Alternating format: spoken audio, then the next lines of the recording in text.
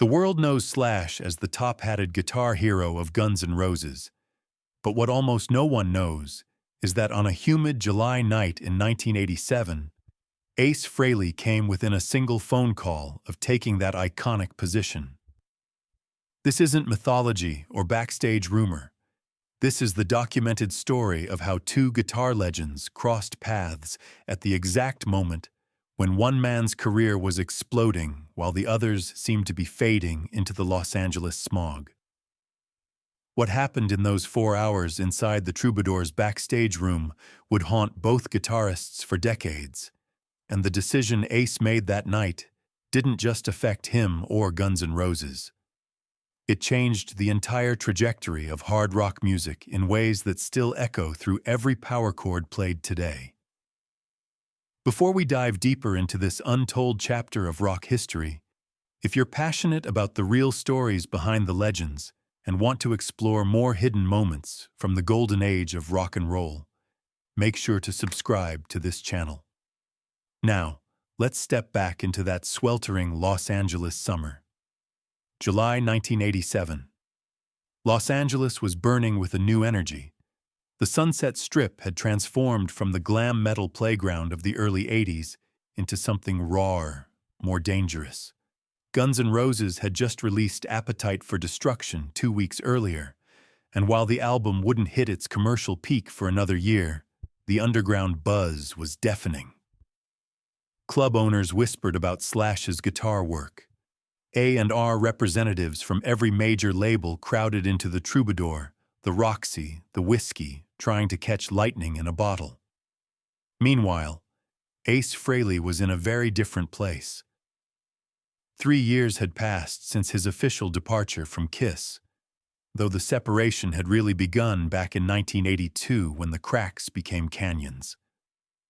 His solo career had produced moments of brilliance, the New York Groove's success still fresh enough in industry memory, but the momentum had stalled. The calls from major venues had slowed.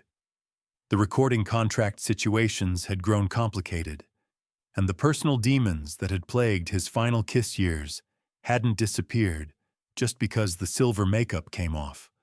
Ace had come to Los Angeles that week for meetings with potential management and to explore possibilities for his next project, Frehley's Comet, which was still in its formative stages.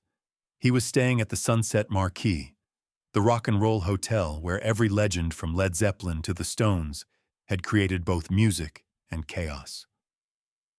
On that particular Tuesday night, a mutual acquaintance, a guitar technician who had worked with both Kiss and various Los Angeles bands, suggested Ace stop by the Troubadour, where Guns N' Roses was playing an unannounced warm-up show. The tech knew both guitarists worshipped each other's work. Slash had grown up idolizing Space Ace, studying every note from Alive and the solo album recordings. Ace, despite his current struggles, still had his finger on the pulse of what was happening in rock, and he'd heard the Guns N' Roses bootlegs circulating through the industry. He was curious. What neither guitarist knew as Ace's rented Mercedes pulled up to the club around 10 p.m. was that this meeting had been orchestrated with a specific purpose. The guitar tech hadn't simply arranged a friendly meet and greet between two players who admired each other. He'd been approached by someone in the Guns N' Roses inner circle with a question that seemed insane on its surface but made a strange kind of sense when you understood the volatility of that band in the summer of 1987. Could Ace Frehley be interested in joining Guns N' Roses? The backstage area of the Troubadour was exactly what you'd imagine for a Guns N' Roses show in 1987. Cigarette smoke hung so thick you could barely see across the room.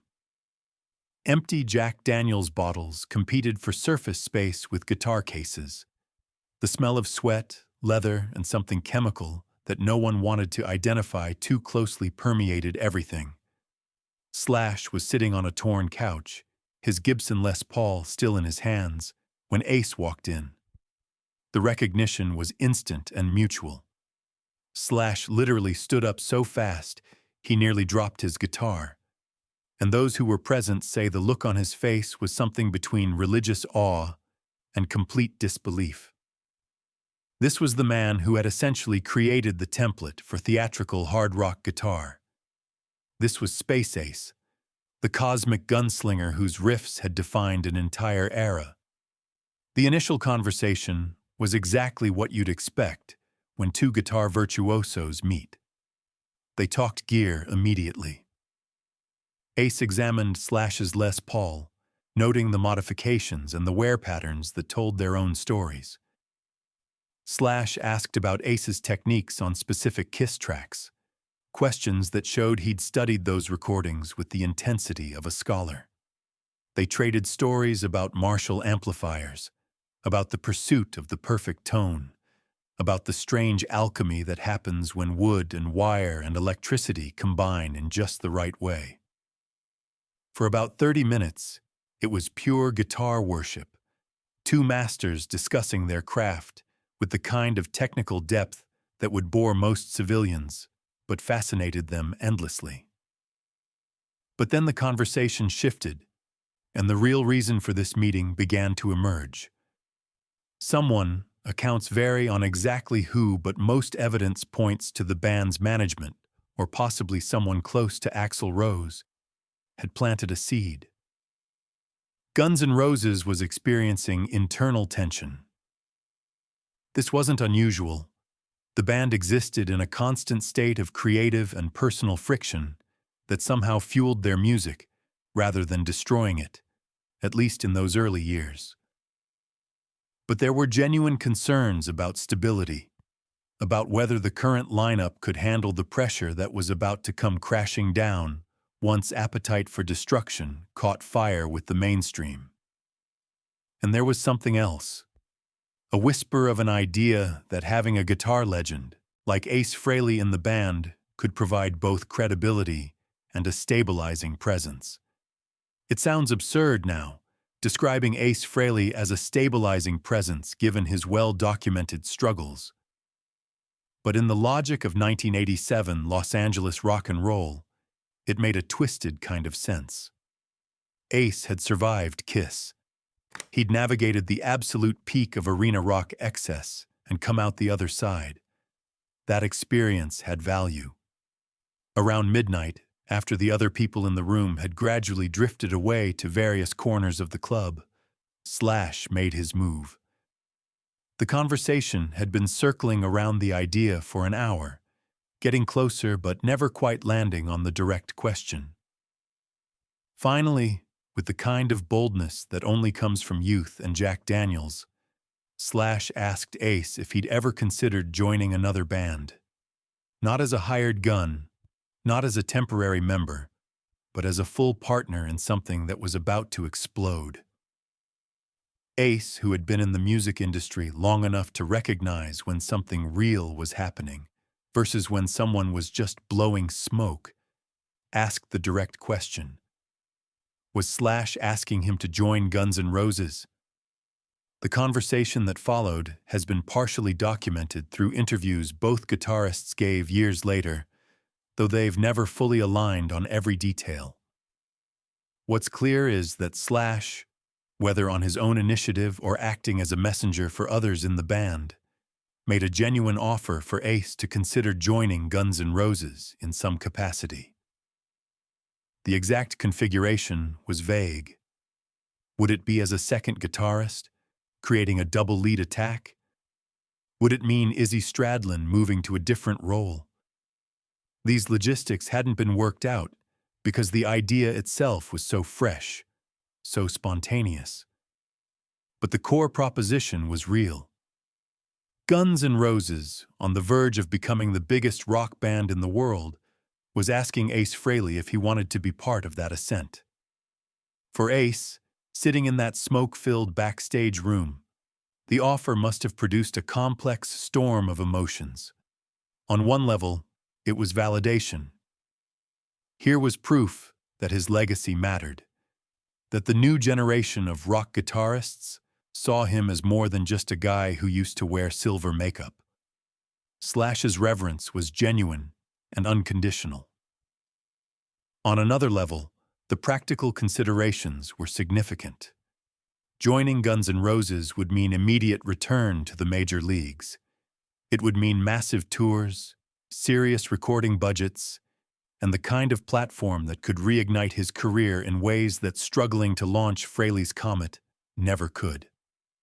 The financial security alone would be life-changing. His divorce had been expensive.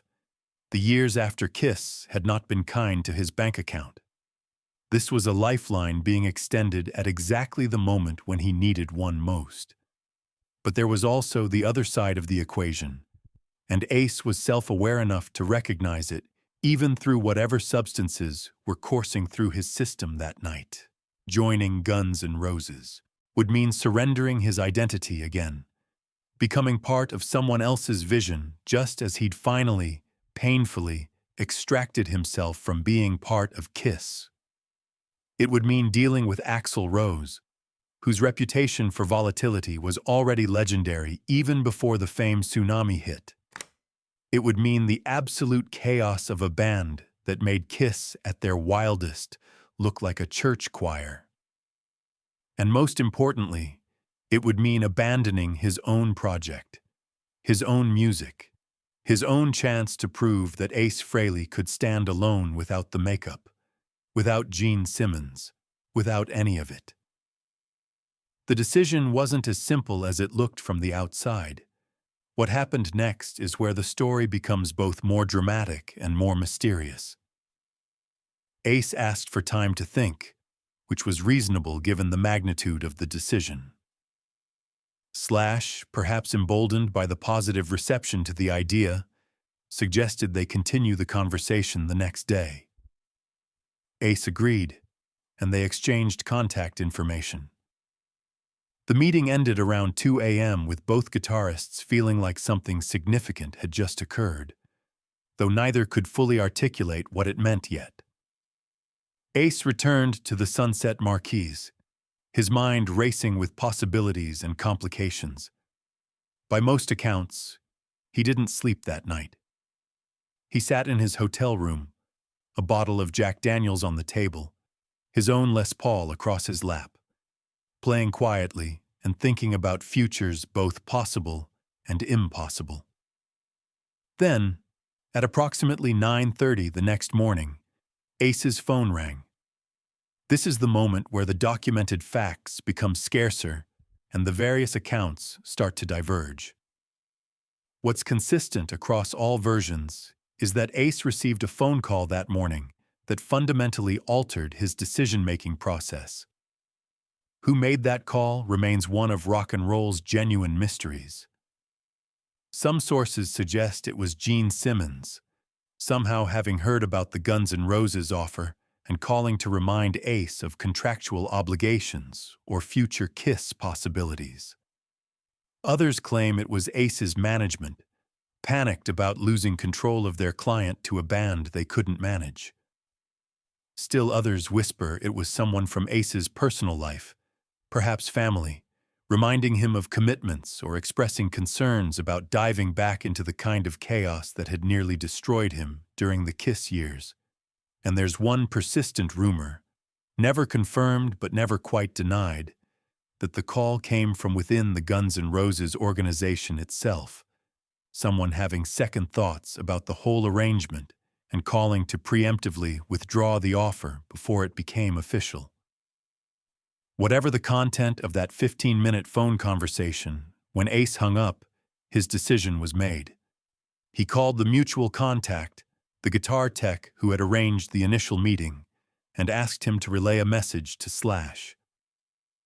Ace Frehley appreciated the offer more than words could express, but he had to decline. He was committed to building Frehley's Comet, to proving himself on his own terms, and he couldn't abandon that vision even for something as potentially massive as Guns N' Roses. The message was delivered later that afternoon. Slash's response, according to those who were there, was disappointment, but not surprise. In the strange way that musicians understand each other, he got it. The dream of combining two guitar legends had been beautiful, but ultimately impossible. like trying to force two stars into the same orbit. The consequences of Ace's decision played out over the next several years in ways that nobody could have predicted that July night. Guns N' Roses, with their lineup intact, rode Appetite for Destruction to unimaginable heights. By 1988, the album was everywhere, selling millions of copies and turning Slash into a global icon whose image would become as recognizable as any guitarist in rock history. The Use Your Illusion double album in 1991 cemented their status as the biggest band on the planet. Slash's guitar work on November Rain and countless other tracks became the soundtrack of a generation.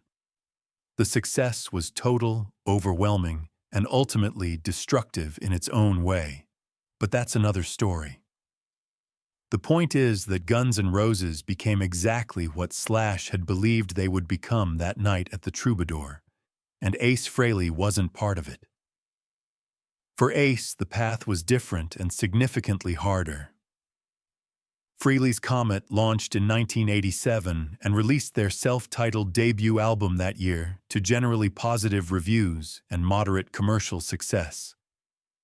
The single Rock Soldiers got significant airplay, and for a moment it seemed like Ace's gamble might pay off.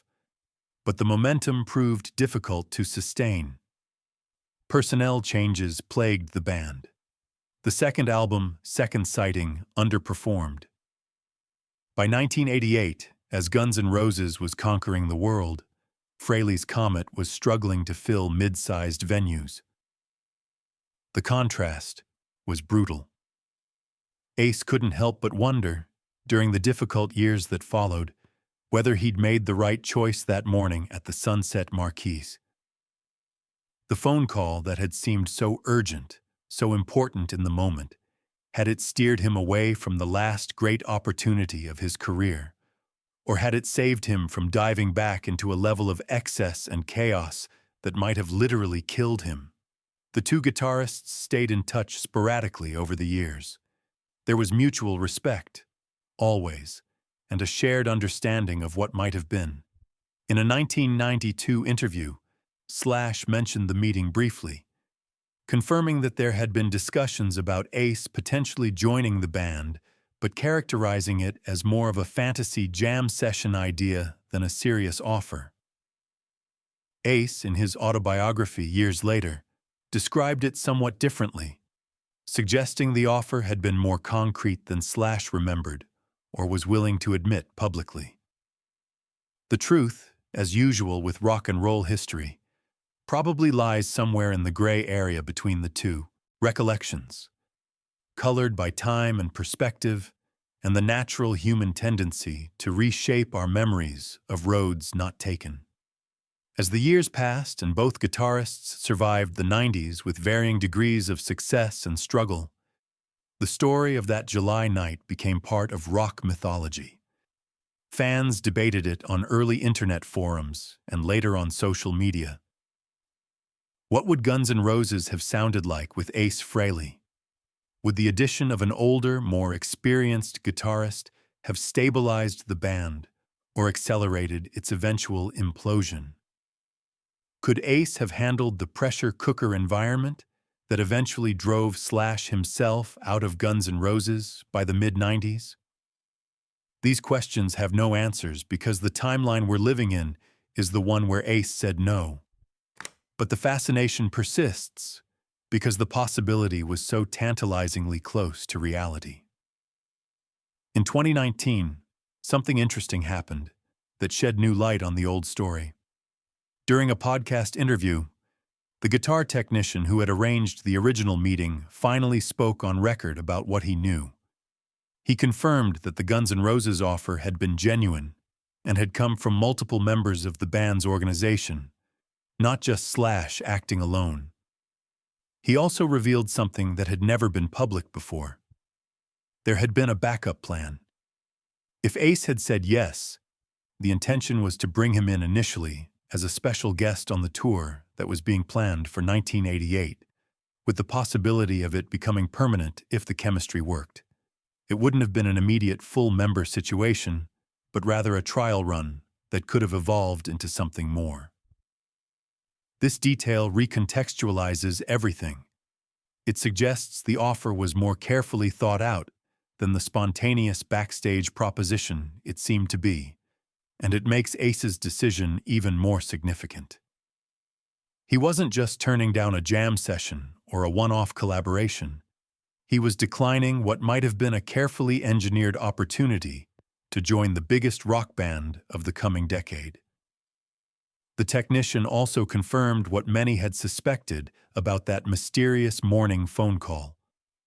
While he didn't know exactly who called Ace, he'd heard from Ace himself shortly after that the call had included information about contractual complications that would make joining another band legally difficult at that exact moment. Whether this was completely true, or whether Ace was using it as a convenient excuse to avoid a decision he'd already made emotionally, we'll probably never know. What's clear is that the phone call gave Ace a reason to say no that was external, that didn't require him to fully confront his own fears and doubts about diving back into that level of intensity. Looking back now, more than 3 decades later, it's possible to assess the long-term impact of that decision with some clarity. For Guns N' Roses, continuing with their original lineup through the Appetite and Illusion eras created one of the most legendary runs in rock history. The chemistry between Slash and Izzy Stradlin, the tension between Axl and everyone else, the barely controlled chaos that fueled their best work, all of that happened because the lineup stayed intact. Adding Ace would have fundamentally altered those dynamics in unpredictable ways. Maybe it would have been better, creating an even more powerful musical force. More likely, given the egos and addictions involved, it would have accelerated the band's disintegration.